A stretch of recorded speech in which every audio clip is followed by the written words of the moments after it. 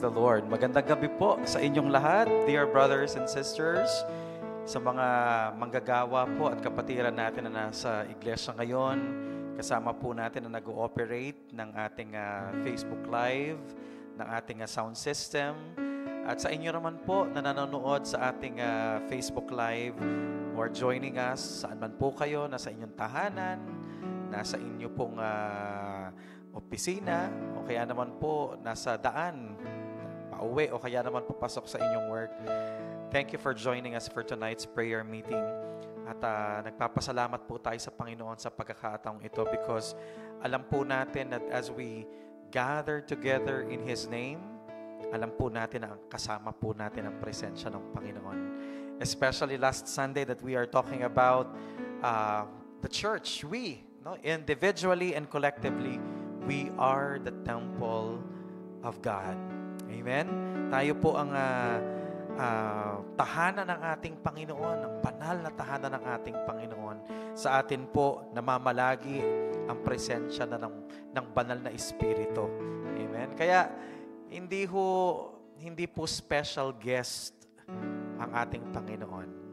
Siya po ay resident. Amen? Siya po ay resident ng ating mga puso. Siya po ay resident ng ating church. Amen? Hindi po every time na tayo po ay nagpe-praise and worship or nag-gathering ay kailangan pa nating imbitahan ang presensya ng Lord. No, kailangan po baguhin na po natin ang ganyang mentality dahil tayo po ang templo ng Panginoon. Sa atin po nakatira ang presence ng Panginoon. Amen? So, ang kailangan lang natin gawin ay siguro po yung term na i-magnify po natin. Amen? Oh, come, let us magnify the Lord. Amen? Let us exalt His name together. Magnify the Lord with me. Sabi po ng Book of Psalms. Amen? Kumbaga, sa atin pong pagpunta sa church, sa atin pong pag-attend ng prayer meeting, we don't expect na nakafocus kagad tayo sa Lord. We don't expect na, kumbaga, may mga tao po na ready na kagad yung heart nila. We praise the Lord for those people na handa na po, no? Na ready na po sila pag-attend nila. Pero meron din po tayong mga kasama na meron pong mga pinagdadaanan, meron pong mga pagsubok na pinagdadaanan, amen? May mga pinoproblema po silang mga bagay, may mga iniisip po silang mga bagay, may mga alalahanin po sila. So, as we worship the Lord, as we praise the Lord, ang isa pong napakagandang ginagawa ng pagpupuri natin, pag-aawitan po natin at pagsamba natin sa Lord, it helps us divert our attention, our focus from whatever things na kung saan man po tayo nakatingin at itinutuon po natin. No? Nire-redirect po natin yung ating attention ng ating focus sa Panginoon. Amen? So, tonight as we come to the presence of the Lord, hindi po yung ganito po ang dapat nating isipin, no? Hindi po ang Panginoon ang bumababa, kundi tayo po ang pumapasok, no? Hindi po ang Diyos ang iniimbitahan natin, kundi tayo po ang ini-invite niya sa kanyang presensya, no? Tayo po ang papasok sa kanyang courts, sa kanyang papasok sa gates with thanksgiving in our hearts, and we will enter His courts with praise. Amen? Ganun po yung imagination po natin as we come before the presence of the Lord. The Lord is reigning, seated, amen, exalted sa kanyang trono po. At tayo po iniimbitahan ng Panginoon na lumapit sa trono ng kanyang biyaya. Pumunta po tayo sa kanyang court, no? Kung ma-imagine niyo po yung sa mga movies, yung mga dati pong setup ng mga kingdom, di po ba? Nakaupo po sa pinakaharap, no? Parang ganito po, sa stage yung king, nandun po yung kanyang trono at tayo po ay, yung mga subjects po or yung mga guest po niya ay pupunta po doon sa court, no? Sa court of the king. At doon po sila haharap sa hari. Ipepresent po nila ang sarili nila sa hari. So parang ganun po ang nangyayari sa atin every time we come before the presence of the Lord. Tayo po ang pumapasok sa kanyang presensya. Amen? So, let us come before the Lord. Sabi po sa Hebrews, lalapit po tayo sa trono ng biyaya ng Panginoon. Hallelujah. Magagawa po natin yan with boldness, nung may lakas tayo ng loob na pumasok sa banal na dako ng Diyos sa kanyang presensya. Hindi po dahil sa ating pong mga ginawa o anuman pong kabutihang meron tayo, kundi sa pamamagitan po ng dugo ni Jesus. Because of the finished work of Jesus on the cross, kaya tayo naging karapat-dapat sa pagharap sa ating Panginoon. Amen. Let's focus our attention now to the Lord. Hallelujah. And let's worship Him in the beauty of holiness. Let's worship Him in this temple. Hallelujah. With all our hearts, with all our souls, with all our strength. Amen. With all our mind. Hallelujah. Let's worship Him. Let's love Him. Oh, we praise you, Jesus.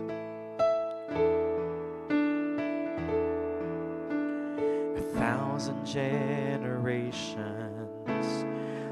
falling down in worship to sing the song of ages to the Lamb. And all who've gone before us and all who will believe will sing the song of ages to the Lamb. Your name is the highest. Your name is the greatest. Your name stands above them all. All thrones and dominions, all powers and positions. Your name stands above them all. And the angels cry, holy. All creation cries, holy. You are lifted high, holy, holy forever. Hallelujah. If you've been forgiven, and if you've been redeemed, sing the song forever to the Lamb. If you walk in freedom, if you walk in freedom, if you bear His name, sing the song forever to the Lamb. Hallelujah. We'll sing the song forever and amen. And the angels cry, holy. All creation cries, holy. You are lifted high, holy, holy forever. Hear the people sing, holy to the King of Kings. Holy, you will always be. Holy, holy forever. Hallelujah. Your name is the highest. Your name is the greatest, is the greatest. Your name stands above them all thrones and dominions, all powers and positions. Your name stands above them all. Sing it again. Your name is the highest. Your name is the greatest. Your name stands above them all. Hallelujah. All thrones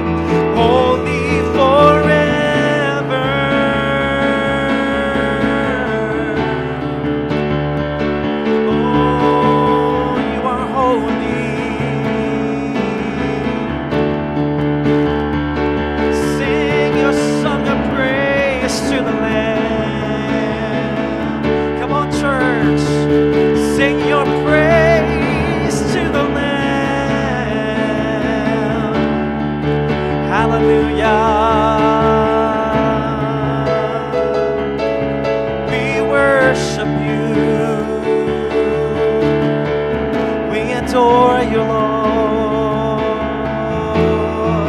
Come on, lift it up. Worthy, worthy is the Lamb seated on the throne. We crown you now with many crowns. You reign victorious,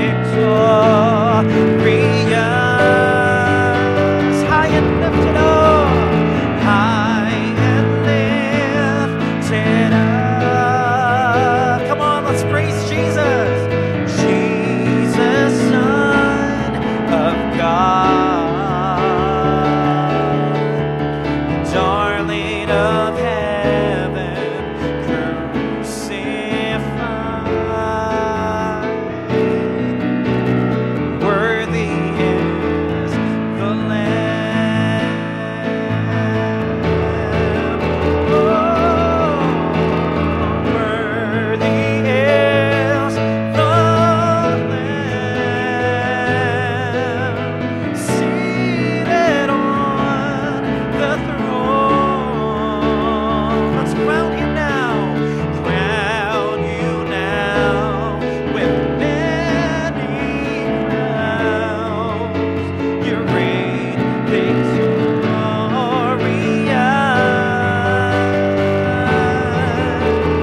high and lifted up. Jesus, Son of God, the darling of heaven, crucified. Worthy is the Lamb.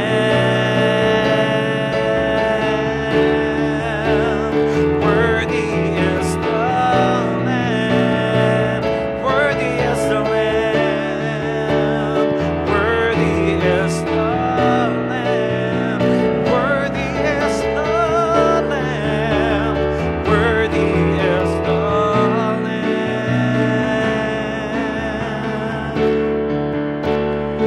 Worthy is the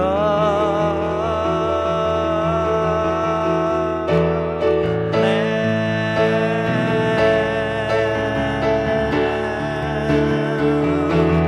Oh, we worship you, Jesus. You are the Lamb of God. You are the Lamb that was slain. You are the Lamb that's risen from the dead. And you are the Lamb who sits on the throne.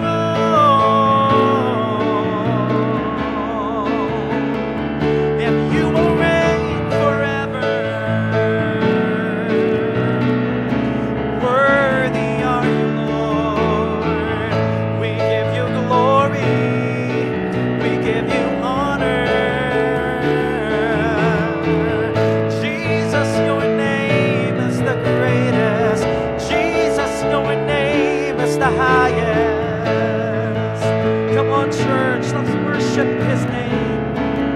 Oh, we worship you,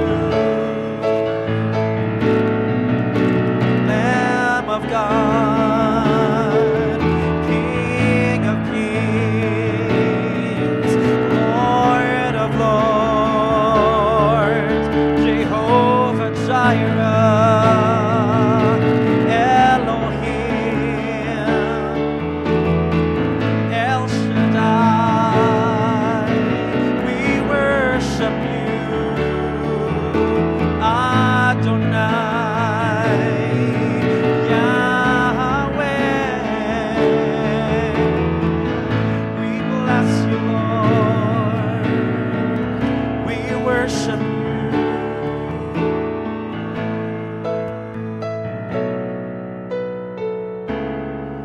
We give you praise.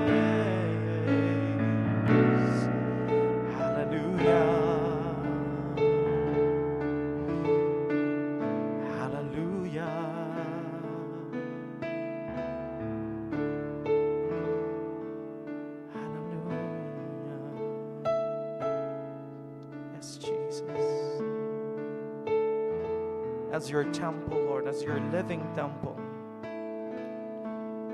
We lift up our praise to you, Jesus.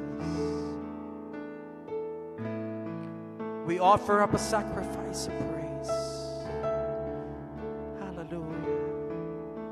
We offer our bodies, oh Jesus, as living sacrifices, holy and acceptable, as our reasonable worship.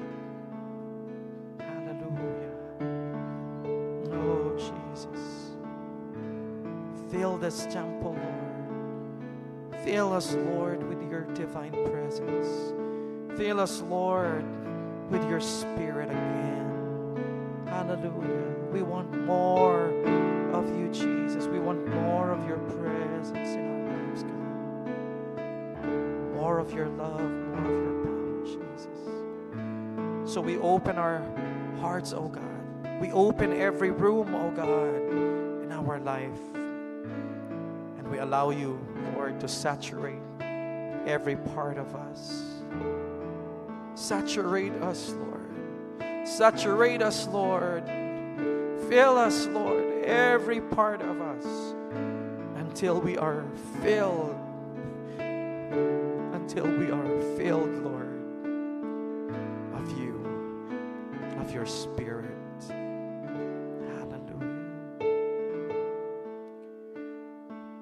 Fill my cup, Lord. I lift it up, Lord. Come and quench this thirst of my soul.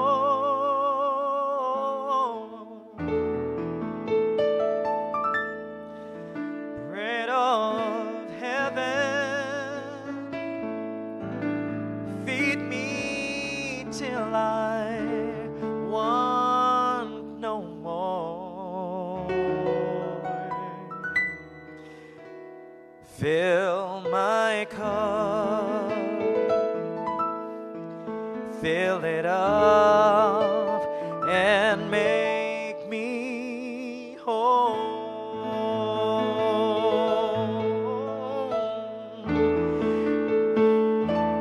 Fill my cup, Lord. I lift it up, Lord. Come and quench this thirsting of my soul.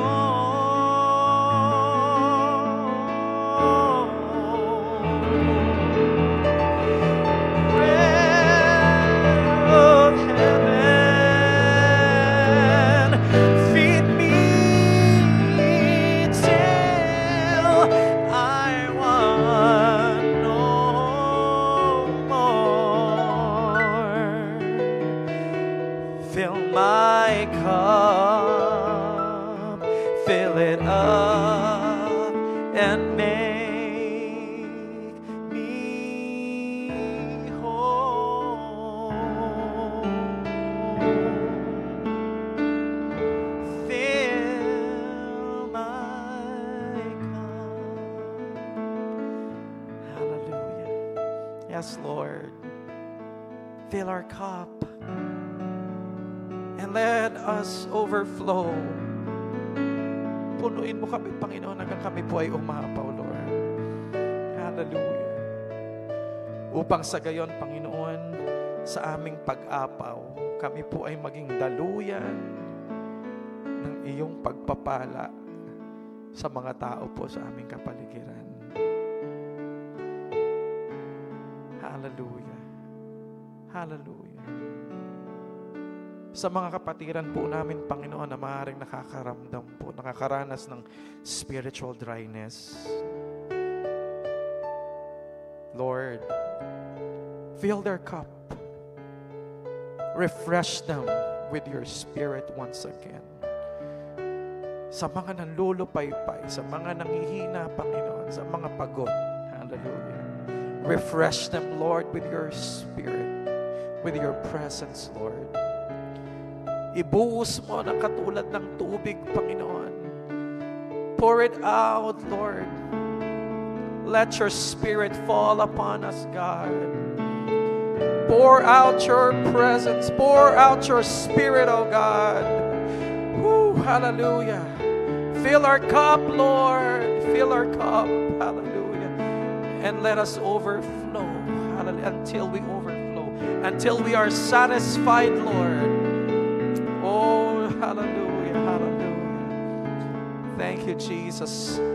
As you minister to us, Lord, tonight, we can sense your Spirit, Lord, ministering to us tonight. Hallelujah. Receive your fullness, brothers and sisters. Hallelujah. As you open your heart, as you open your cup to the Lord, as you're lifting up your heart to the Lord, be filled with His presence. Be filled with His Spirit. Hallelujah. Oh, praise the name of Jesus. Hallelujah. Hallelujah. Thank you, Spirit, for igniting us, for refreshing us, oh Lord, for removing our dryness, oh God. Hallelujah. Muli mo po, Panginoong, diligin, Panginoon, ang aming mga puso ng iyong Espiritu. Pag kami po ay mag-umapaw, we give you praise. We give you glory, Lord. In Jesus' name, amen. Amen. Hallelujah. Sa mga kakapasok pa lamang po sa ating Facebook Live, I greet you po in the name of the Lord. Magandang gabi po sa inyong lahat. And thank you so much for joining our Wednesday prayer meeting.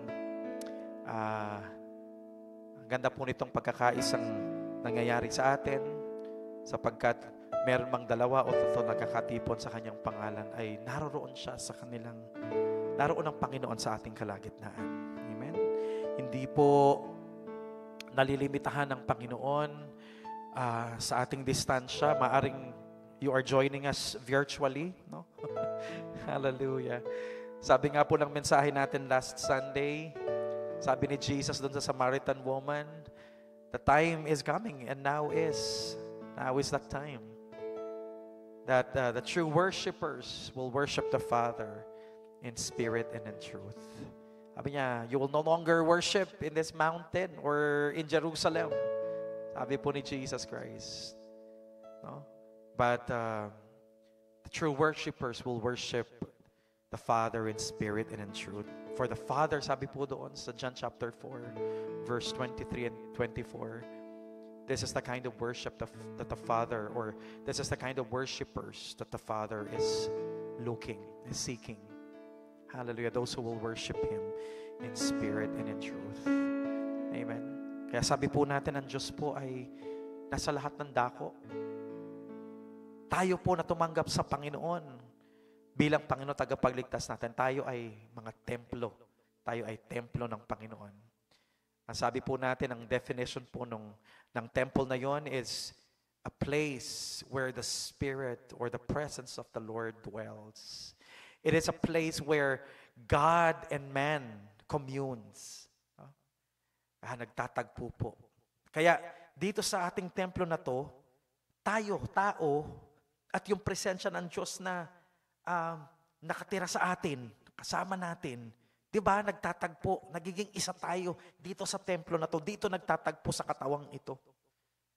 Amen? At ganoon din po kapag tayo po ay nag-assemble together, no, as collective temple of the Lord.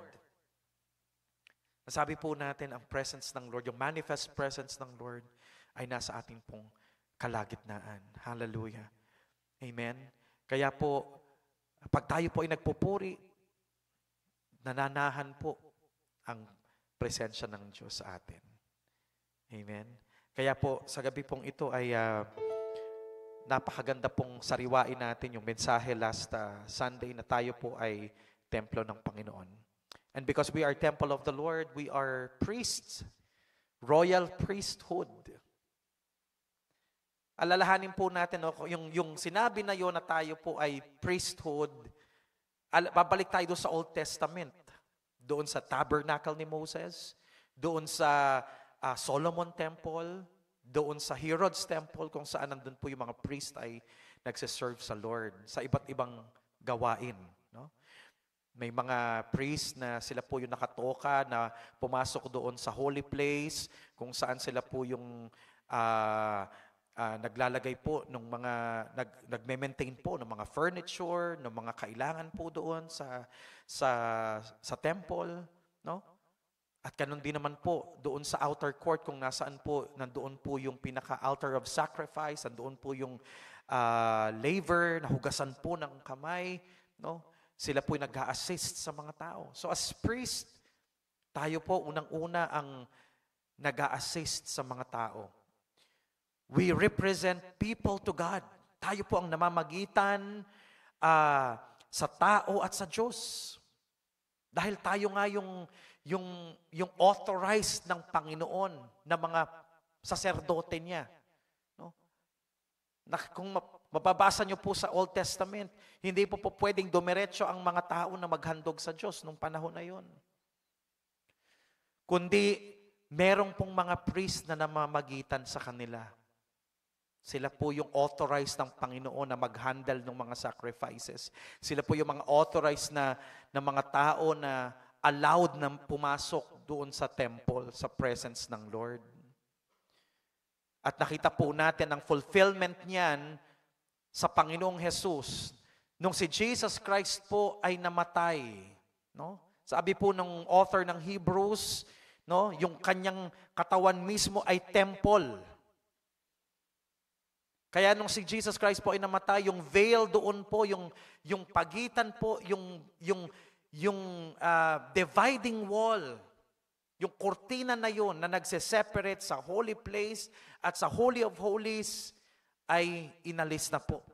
Inabolish na po sa pamamagitan ng katawan ni Jesus, ng kamatayan ng Panginoong Jesus. And literally din po, during the time na si Jesus po ay namatay sa krus, literally, no? Doon din po sa temple ay may tanda. Napunit po yung tabing na yun, yung curtain na yun, yung makapal na tela na yun na nagse-separate sa holy place at sa Holy of Holies. Na nagsisignify na sa pamamagitan ng dugo ni Jesus, the new and living way, we can now access the presence of the Lord. No?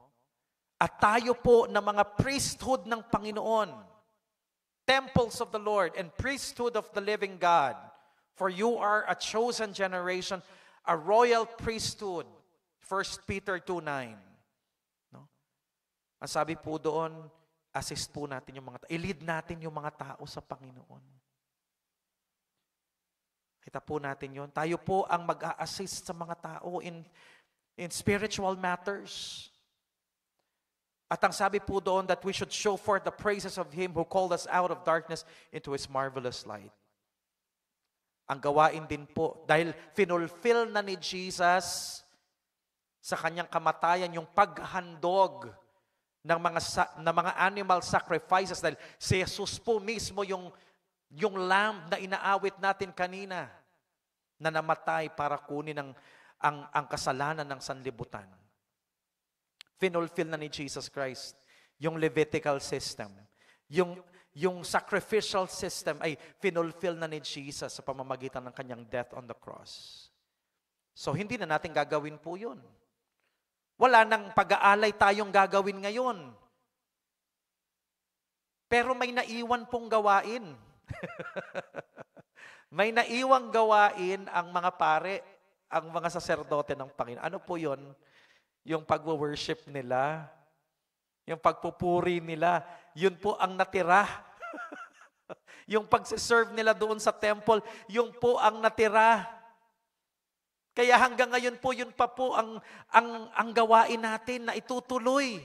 Bilang mga saserdote ng Panginoon, tayo po ay mag-aalay sa Panginoon ng papuri at pagsamba. No? Hindi lang po sa pag-awit natin, hindi lang po praise and worship, kundi ang sabi po sa Romans chapter 12 verse 1, I beseech you therefore, brethren, by the mercies of God, that you present your bodies as living sacrifices, acceptable to God, which is your reasonable service. Reasonable worship. Hindi lang po yung praise and worship, hindi lang po yung pag-aawitan natin. Yung mismong buhay natin, how we live our lives every day, yan po ay ang worship natin kay Lord. Kaya po, ibig sabihin yan, wala pong pang-church, wala pong pang-secular. Ano pong ibig sabihin nun? Huwag niyong isipin na nag-worship lang kayo ng Lord pag nandito kayo sa church. Huwag niyo pong isipin na kapag nandito kayo, umaawit tayo, nag-church tayo, yun lang ang worship natin sa Lord. Pag Sunday lang, or pag prayer meeting lang. No, mali po yan. Pag nasa bahay ho tayo, kung ano pong ginagawa nyo dyan, naguhugas kayo ng pinggan, okay? Inutusan kayo ng nanay nyo, maglaba ka, ano ang gawin mo dyan, maglinis ka. Yung ginagawa mo, that's your service to the Lord. Kapag ginagamit mo yung katawan mo sa paglilingkod, ano man ang ginagawa mo, that's your service to the Lord. And if you do it heartily unto the Lord, not to men. Sabi po sa Colossians, no? Gagawin mo po with all your heart unto the Lord. Hindi po dahil meron kang master, may human master ka, may earthly master ka, or dahil may parent, or meron kang boss na nag-uutos sa'yo. When you do it unto the Lord, that's your worship to God. Amen? That's your worship to God. Amen. Kaya kahit nasa opisina ka, yung trabaho mo, kapatid, yung business mo, nagtitinda ka or whatever, ano ginagawa mo, nagpe-present ka ng business opportunity sa mga clients mo. That's your reasonable worship. Kaya dapat maging honest po tayo. Dapat maging totoo po yung ating sinasabi, yung ating dealing sa ating mga kliyente, sa ating pong mga ka-workmates. We treat them with respect. Diba? We are honest sa ating trabaho. Because that is your reasonable worship. Wala pong pang-church at there's no difference.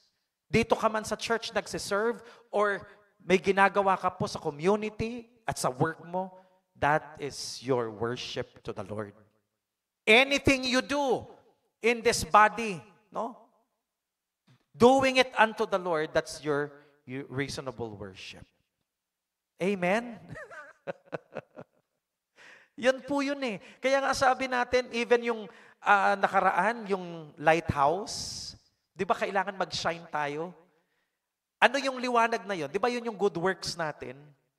Pag gumagawa tayo ng kabutihan, that's your reasonable worship to the Lord.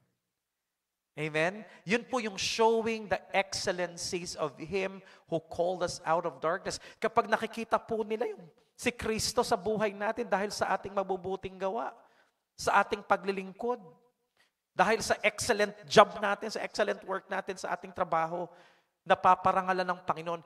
Yun po yung ibig sabihin na show forth the praises of Him who called us out of darkness into His marvelous light. At syempre, yung pag-share natin ng gospel, yung pag-share natin patungkol sa Panginoon, sa kabutihan ng Diyos sa buhay natin, yung pagte-testify natin, showing yan of the excellencies of the one who called us out of darkness into His marvelous light. So yan po gawain ng priest. Amen? At ang sabi pa po doon, bilang tayo po ay templo ng Panginoon, kinakailangan po, panatilihin po natin ang kalinisan ng ating templo. Amen? Kailangan po, kung tayo nga po nag-housekeeping po tayo eh. May housekeeping po tayo, nag-general cleaning tayo.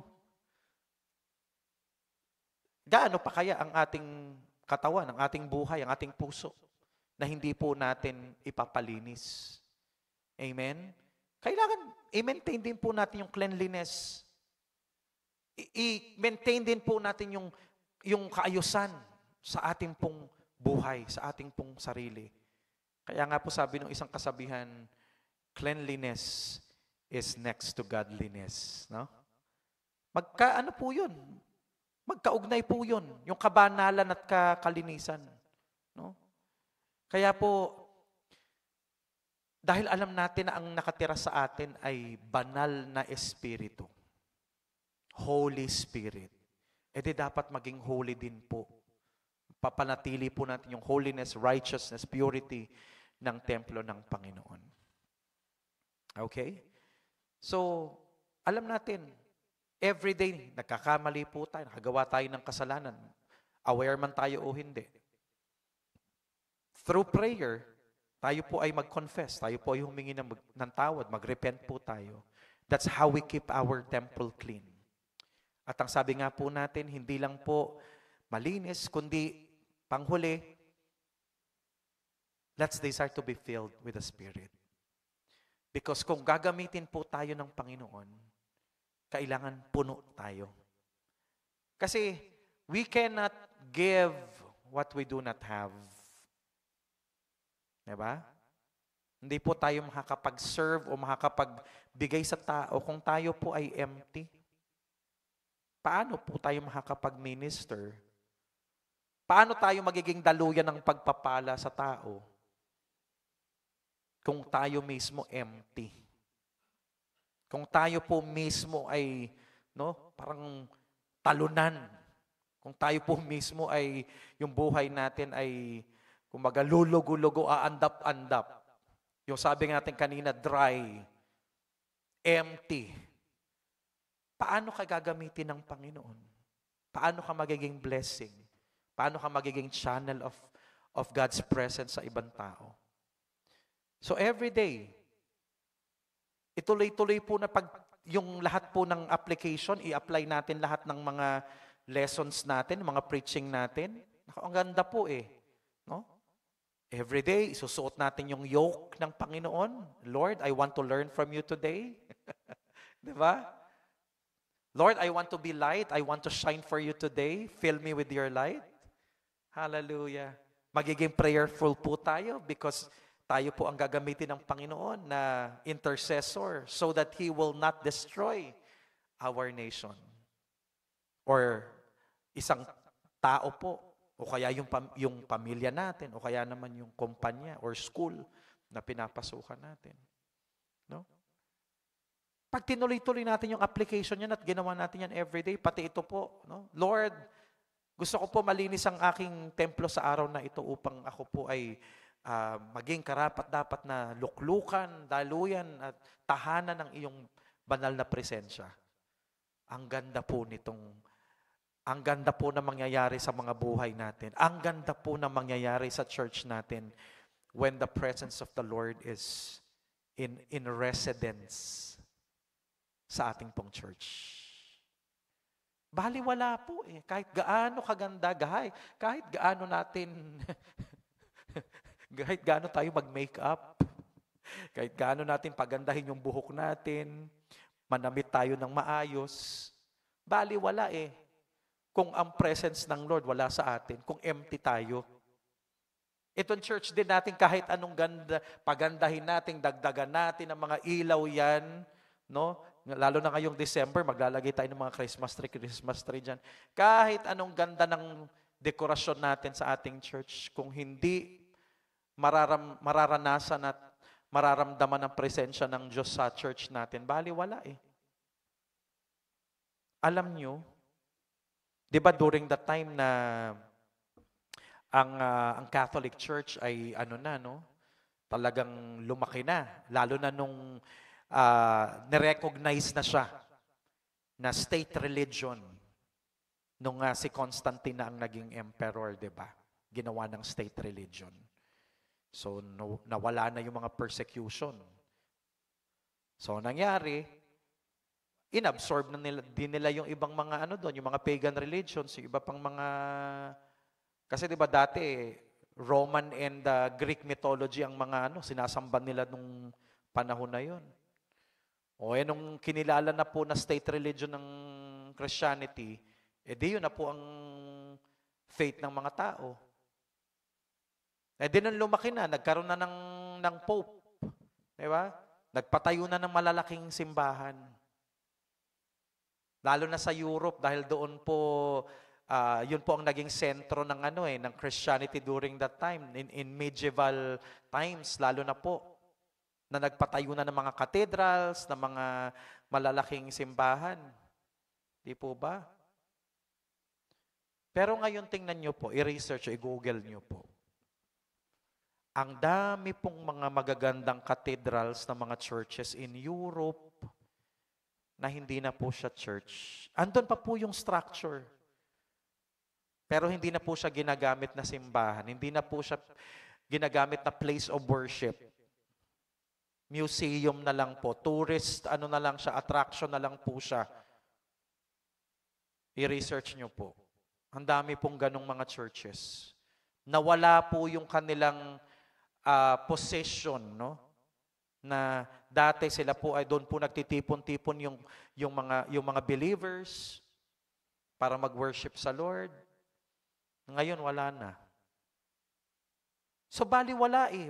Baliwala yung mga gagandang paintings, no? Yung mga sila Leonardo da Vinci pa yung mga nagpainting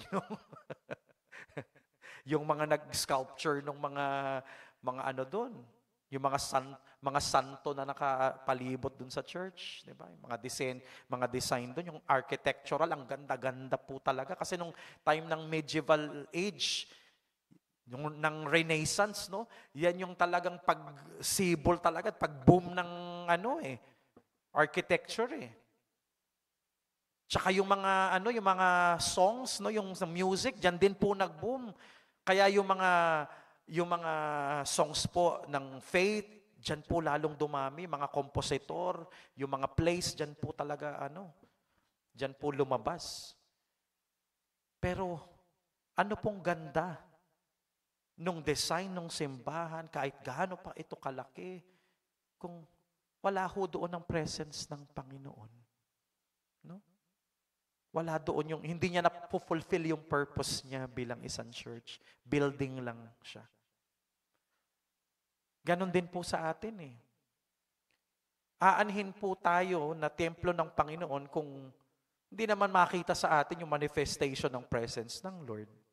Hindi naman po makita sa atin yung kaningningan ng kaluwalhatian ng Diyos. Kasi di ba, naalala nyo, pag ang presensya ng Diyos nandoon po sa tabernakulo, nandoon po sa tent of meeting, sa tabernacle, di ba, napupuno yun ng smoke ng presence ng Lord. O kaya ng fire, nandoon yung fire ng Lord. Di ba? Katulad nung kinukwento natin na nung dinedicate ni Solomon yung temple ng Panginoon, nung nanaog ang presensya ng Diyos, yung Shekinah glory ng Lord, nandoon po sa temple, yung cloud of glory ng Lord. Dapat sa panahon ngayon, bilang tayo po ang temple ng Holy Spirit, temple ng Panginoon, somehow yung mga tao po, nakikita yung glory ng Kaya may awit nga tayo, oh, I love you with the love of the Lord. I can see in you the glory of my King. Yes, I love you with the love. Dapat ganun po. Sa mga ngiti pa lang natin, yung kumbaga sa pagtingin pa lang nila sa atin, nakikita na po yung radiance ng glory ng Panginoon. Because we are approachable, we are kind, we are good, no? We are loving. Yun naman talaga ang manifestation ng presence ng Lord eh. Yung tayo po ay maging mapagmahal, maging mabuti tayo. Di ba yun ang fruit ng Spirit? Ma-identify tayo sa pamamagitan ng ng fruit ng Spirit. Kasi minsan ang mga dahon, di ba may mga puno, minsan confusing ang puno, di mo kagad makilala dahil sa dahon. Kasi minsan may mga dahon na may mga puno na magkakaparehas ng shape ng dahon, di ba? Pero hindi ka magkakamali kapag nakita mo yung bunga. Ito yan, atis yan. Ito mangga yan, ito saging yan, puno ng saging yan. Hindi ka magkakamali. Di ba? Kasi yung dahon nakakalito eh. Pero yung bunga, hindi ka magkakamali. Makikilala ka talaga. Oh. Paano tayo makikilala na templo tayo ng Panginoon kapag may manifestation ng mga prutas? Bunga ng Espiritu Santo. Ano po yun? Ayun yung pagiging mapagmahal. Pagiging mabuti natin, mabait natin. Pagiging maamo po natin. Yung pagiging joyful natin, peaceful natin. yung patience natin, doon po tayo ma-identify. Doon po nila ma-recognize na, ay, may something kakaiba sa tao na to. And that is the presence of the Lord. Yung Spirit ng Lord na nasa atin. Di ba? So kapatid, tanungin natin ang sarili natin, ano ang nakikita po nila sa atin? Okay? Ano po ang nasisense nila sa atin? Tayo bilang templo ng Panginoon, kapag pumasok tayo sa ating opisina, nag-aalisa na ba? Lumalayo ba? Walang gusto makipag-usap sa atin because sa ugali natin. No? Hindi ho yan ang templo ng Panginoon. Kailangan ang templo ng Diyos ang makita sa atin yung glory, yung presence ng Panginoon. Amen? Makikita po sa atin yung pagdilingkod. Makikita po sa atin yung pagpupuri, yung pagsamba sa Panginoon, yung kalinisan at kapuspusan ng presensya ng Lord. Hallelujah. Hallelujah. I desire, let us pray na lahat po tayo, mga anak ng Panginoon, no, maging visible na templo ng Panginoon wherever we are. We are walking temples of the Lord. Hallelujah. Praise the name of the Lord. So ngayon po, bilang templo ng Panginoon, sabi po ni Jesus, the house, my Father's house will be called a place of prayer, no? A house of prayer. So ngayon pong gabi ay mananalangin po tayo. Hallelujah. So pag-pray po natin, ang church discipleship system natin, na ngayon po ay ina-adapt po natin yung Foursquare journey. Okay? Na inintroduce po sa atin ni Reverend Dr. Chris Canlas, no? Mula po sa Pampanga. Siya po ay district supervisor po doon. So ngayong Saturday po ay magkakaroon po ng retreat na ipafacilitate po ng team ni Dr. Chris Canlas. Hindi lang po ang church natin na ang kasali po dito. We have invited churches from Scarlet Division at meron pong mga ilang simbahan po na praise God, na naka-join po sa atin. No? Si Glorious Hope, si Praise, si Christ Our Life, at saka si God's Glory kasama po natin. So mga nasa more than 50 po tayo. So ipag-pray po natin ang success ng ating gawain, yung safety po ng ating speakers, ng kanilang team as they travel from Pampanga to San Juan, yung health po ng ating pong mga facilitators, ganon din rin po ng mga pastors and yung mga delegates na manggagaling po sa iba't ibang churches. Salamat din po sa mga manggagawa natin and leaders na nag-register po dito sa retreat po na ito. Hallelujah. So, yung mga workers din po, ipag-pray natin na ma-execute po natin ng maayos yung mga naka-assign po sa ating toka sa mga pag-prepare ng pagkain, materials, sa praise and worship and everything, no, sa tech and all that, media, maging successful po ang lahat. And then, pag-pray po natin ang church departments natin at tayo po ay maging excited sa mga bagong leaders po, new and additional leaders na nire-raise up po ng Panginoon para maisaayos po ang bawat mga departamento. Okay? Yung mga tribes din po natin at yung mga bago pong uma-attend sa atin na sila po ay patuloy po nating makasama at maging bahagi na po talaga sila ng family church natin. And then, evangelization of San Juan City. Kapag pray po natin, yung mga prospects po natin sa ating Project Andrew, yung pag-pray natin yung outreach natin dito po sa Barangay St. Joseph, kung saan po tayo nililid, patuloy po natin wina-workout yan. And then po yung PVEP sa mga schools and government offices. So, magsisimula po kami na bisitahin ang mga principals kasi nagkaroon nga po ng assignment and reassignment. Kasi may mga na-promote na bagong principal, so new assignment. Tapos yung reassignment naman, yung mga dating principal na, sila po ay nailipat sa ibang school. So, dadalawin po namin sila, Mag-courtesy call po kami para mag-build po tayo ng magandang relationship sa kanila. Para kapag kinausap po muli natin ang superintendent, ay may magandang feedback na mula sa mga principal para sa apoy. Okay? And then yung third church anniversary natin, yay! Ongoing na po ang meeting po ng ating steering committee at malapit na po nating silang makilala, malapit na po nating makilala kung sino po ang ating chairman for the third church anniversary natin.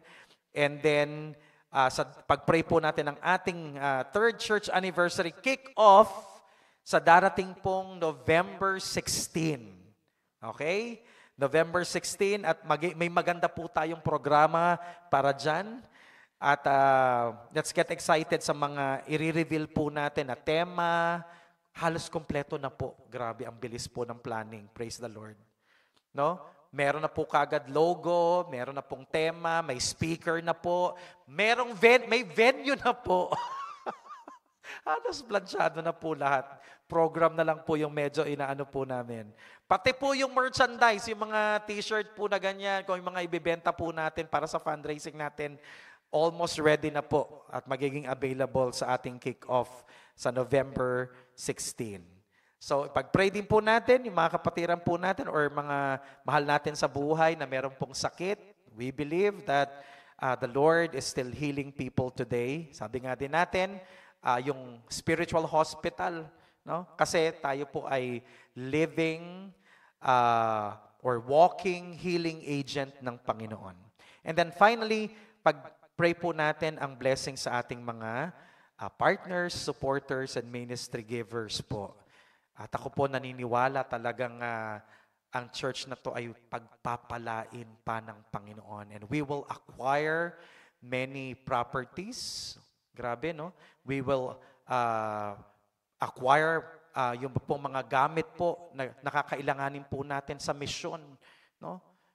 Alam ko po na talagang nililid tayo ng Panginoon sa mga pagpapala kasi alam ni Lord yung puso natin. Nakafocus po tayo sa mission to disciple and to evangelize, no, as many as we can, lalo na po sa malapit ng pagdating ng Panginoon. So, let's get excited po sa lahat ng direksyon ng Lord sa atin for this third year anniversary. So, let's pray po. The Lord bless you as you pray.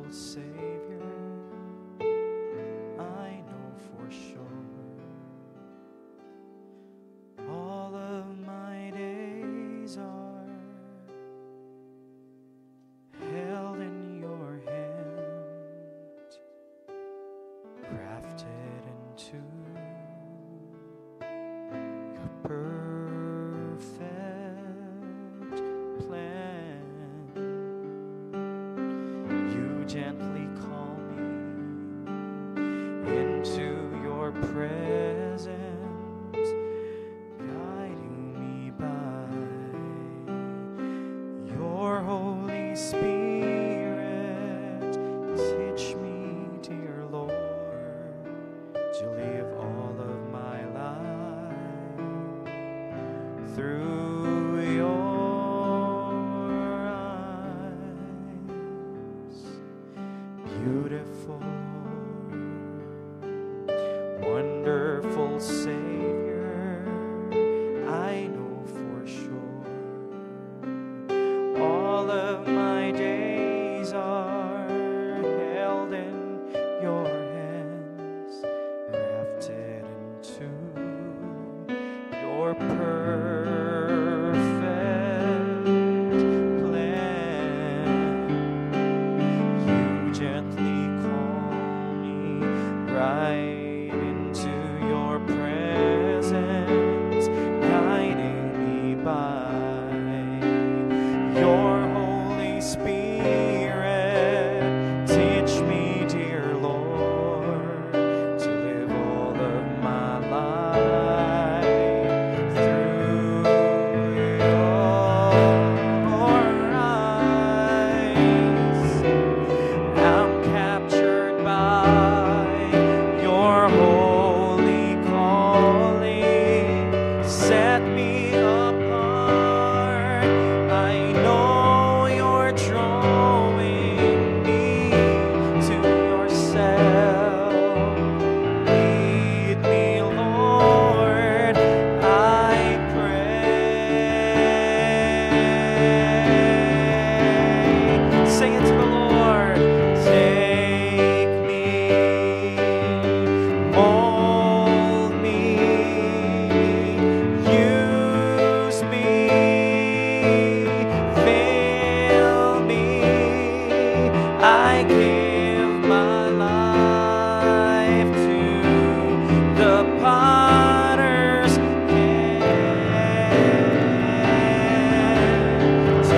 Call me, guide me, lead me, walk beside me. I give my life to the potter's hand. Sing it again. Take me, mold me, use me, fill me. I give my life to the potter's hand. Call me, lead me, walk beside me. I give my life to the potter's hand.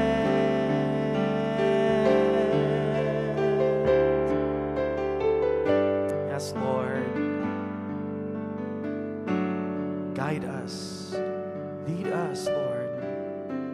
Fill us and use us, Lord. Hallelujah. As your temples. Hallelujah. As your priesthood, Lord. Panginoon, gamitin niyo po kami. Gamitin niyo po kaming daluyan ng inyong presensya, ng inyong pagpapala, Panginoon, para sa mga tao sa paligid namin. Lalong-lalo na po ang mailid namin sila, Panginoon, sa iyong saving grace.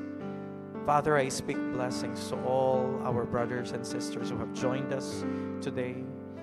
At sa amin po mga kapatiran, for any reason, Lord, na sila po ay hindi namin nakasama, kayo po ang nakakaalam at kayo po ang kikilos sa kanilang mga buhay, Panginoon. We receive your blessings. We receive, Lord, your direction. We receive, Panginoon, your favor, your healing, your guidance, Panginoon, your protection. Salamat po sa katagumpayan. Salamat po, Panginoon, sa kapangyarihan ng iyong presensya, ng aming mga panalangin ay tinugon mo na, Panginoon. Salamat po sa katugunan, Panginoon. Sa iyo po ang papuri, ang kaluwalhatian sa pangalan ni Jesus. Amen. Thank you for joining us, brothers and sisters, for our prayer meeting. See you again next Wednesday, at sa darating pong linggo ay samahan niyo po kaming muli sa pag-build ng spiritual project ng Panginoon. The Lord bless you all. See you po.